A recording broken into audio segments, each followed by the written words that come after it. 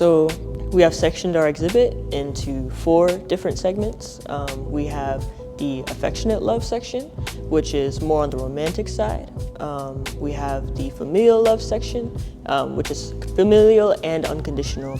So that talks all about feelings of family, whatever that means to folks, whether that is a biological relationship or whether that is a chosen bond, which is more on that helps encompass the unconditional part about it.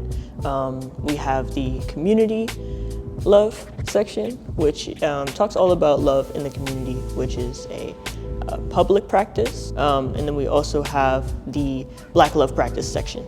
And the Black love practices, those are tangible and intangible practices that span across the diaspora for Black people. Initially, we had the idea to do this exhibit, but we didn't necessarily have any confirmed or very defined sections. We kind of just had Black love and kind of everything that we loved about it. And then as we were in these meetings, what started to develop was very defined sections. That's where we started to think about, oh, this is what we want, the affectionate love. We want just a place for affectionate love. We want just a place for family.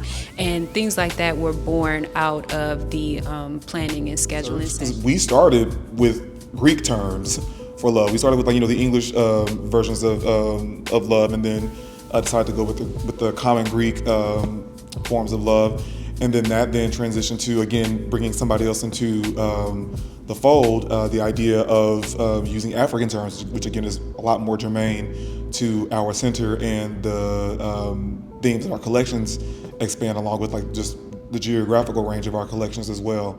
So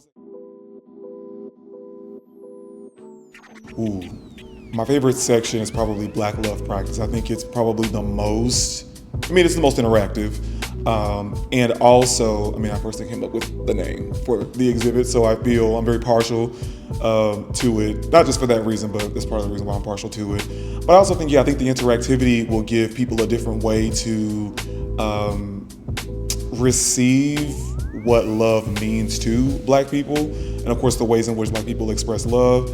I think we'll also, it's also like a tool for nostalgia, and also, of course, for reflection as well, for people to think about the ways in which they are loving and maybe the ways in which they fail to love properly. So yeah.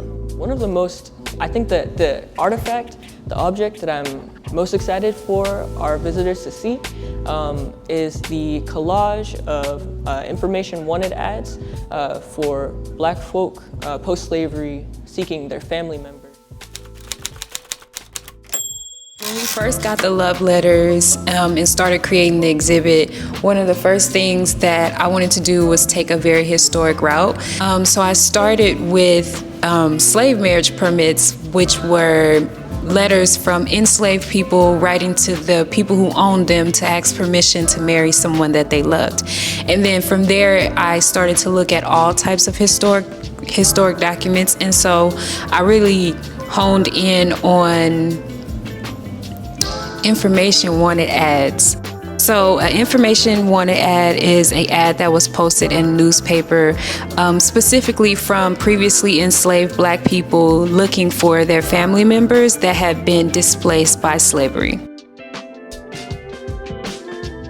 So I started with the newspapers that we have here at MSRC. We have a Black Press Archives division, which basically houses, I think, one of the largest collections of Black newspapers nationwide. And I started looking at all Black US-based newspapers.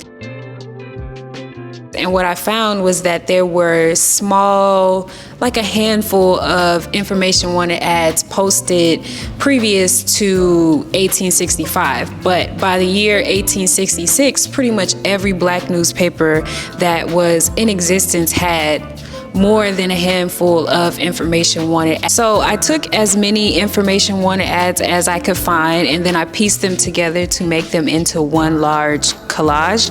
And so the collage that everyone will see is very small scraps of information wanted ads pieced together to tell a larger story, basically, of what was going on.